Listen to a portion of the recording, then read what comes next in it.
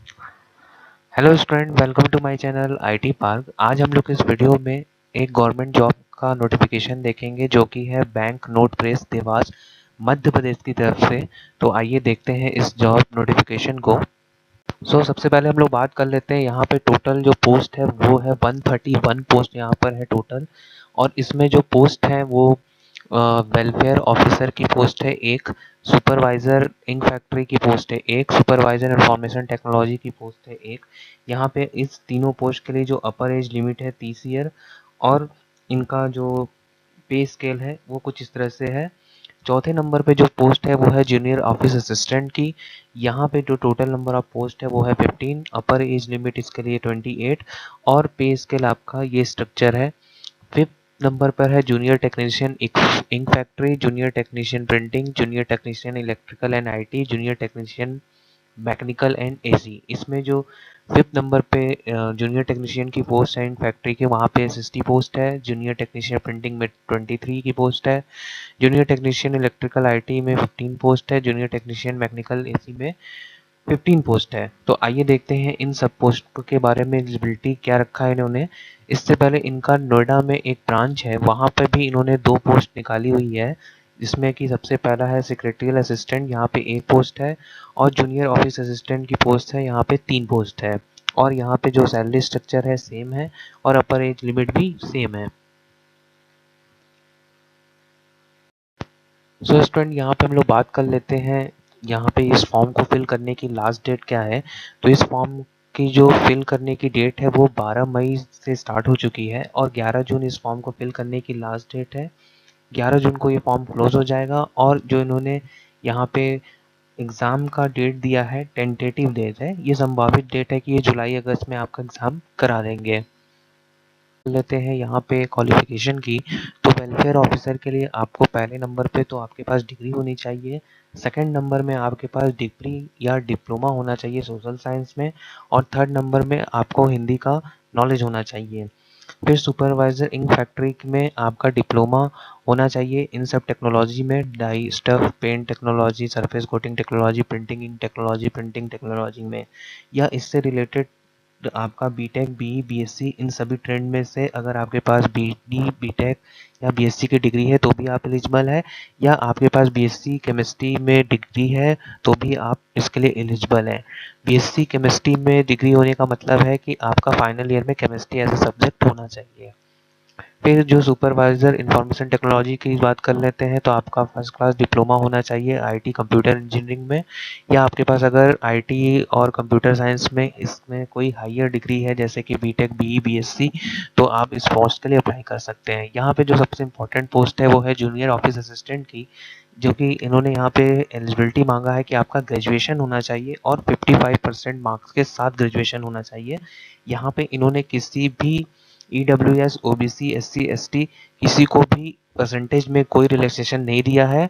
तो आपका 55 मार्क्स होना चाहिए, और आपकी टाइपिंग स्पीड होनी चाहिए इंग्लिश में 40 वर्ड पर मिनट और हिंदी में 30 वर्ड पर मिनट।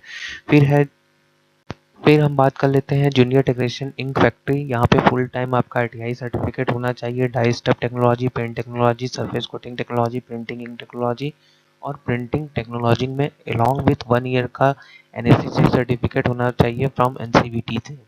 जूनियर टेक्नीशियन प्रिंटिंग की बात कर लेते हैं, तो आपका फुल टाइम आरटीआई सर्टिफिकेट होना चाहिए प्रिंटिंग ट्रेड में, और इन सब ट्रेड्स में भी आपका आईटीआई सर्टिफिकेट चल जाएगा, बट आपको 1 ईयर नेक्स्ट सर्टिफिकेट होना चाहिए एनसीवीटी का। जूनियर टेक्नीशियन इलेक्ट्रिकल और आईटी में आपका फुल टाइम आईटीआई सर्टिफिकेट होना चाहिए electrical electronics along with 1 year next certificate from NCVT. Junior technician mechanical में full time ITI certificate in fitter machinist turner instrument mechanic mechanic motor vehicle along with 1 year NAC certificate from the NCVT.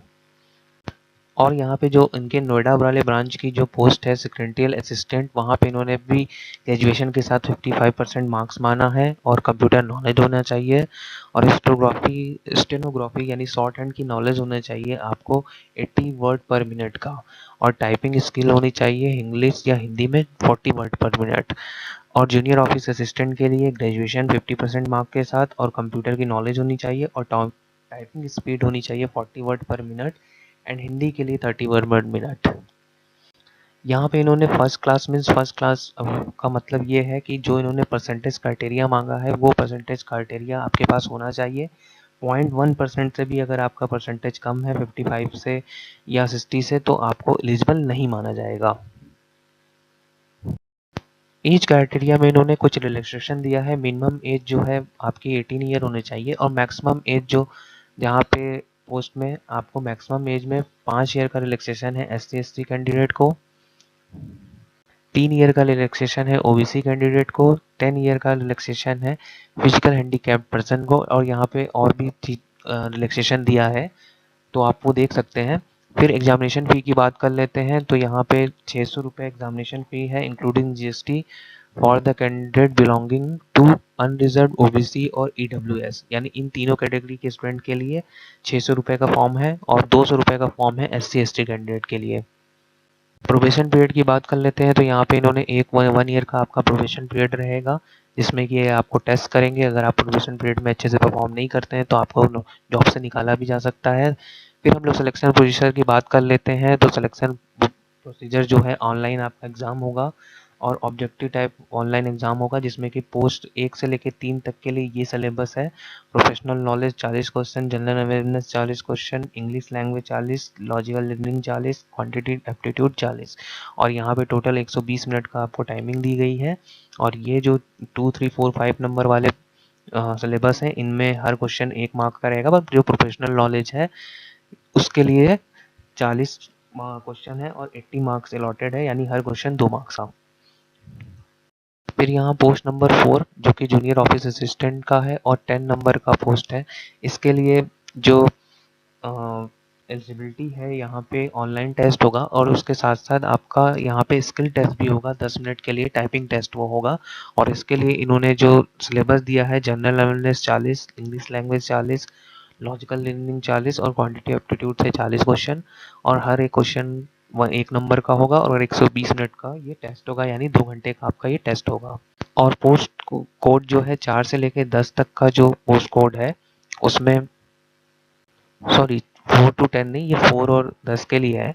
जो post code है 5 से लेके 8 तक उसका जो syllabus है जिसमें कि आपका टेक्नीशियन की पोस्ट है जनरल अवेयरनेस 40 क्वेश्चन और English language 40 question, logical reasoning 40 और क्वांटिटी एप्टीट्यूड 40।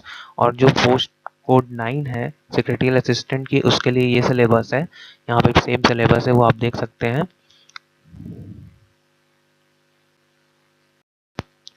और यहाँ पे आप देख सकते हैं मिनिमम क्वालिफाइंग मार्क्स जो है उसमें जो प्रोफेशनल नॉलेज में जो क्राइटेरिया रखा गया है कि अगर आप अनरिजर्व या AWS कैटेगरी के हैं तो आपको प्रोफेशनल नॉलेज में 55% मार्क्स तो लाना ही पड़ेगा। अगर आप 55% मार्क्स नहीं लाते हैं तो आपको एज इट इज़ फेल माना जाएगा। उसी तरह OBC कैटेगरी में 50% और SC/ST कैटेगरी में 45% परसेंटेज। जैसे कि मान लीजिए 80 मार्क्स का पेपर है और कोई स्टूडेंट ओबेसिटी कैटेगरी का है तो उसको 50% नंबर लाना ही पड़ेगा, यानी उसको 40 नंबर मार्क्स जो है सिक्योर करना पड़ेगा, नहीं तो उसको फेल माना जाएगा। फिर हम लोग बात कर लेते हैं यहाँ पे निगेटिव मार्किंग की, तो निगेटिव मार्किंग यहाँ पे नहीं है, यानी कोई निगेटिव मार्किंग नहीं है। और यहाँ पे जो इनका टेस्ट सेंटर है वो है भोपाल, इंदौर, कोलकाता, हैदराबाद, दिल्ली, मुंबई, जबलपुर, बेंगलुरु। तो स्टूडेंट अगर आप इस फॉर्म के लिए एलिजिबल हैं तो प्लीज़ इस फॉर्म को भरिए, ये फॉर्म बहुत अच्छा है, सेंट्रल गवर्नमेंट की जॉब है और इसी तरह के जॉब नोटिफिकेशन पाने के लिए इस चैनल को सब्सक्राइब करिए। Thank you, good luck.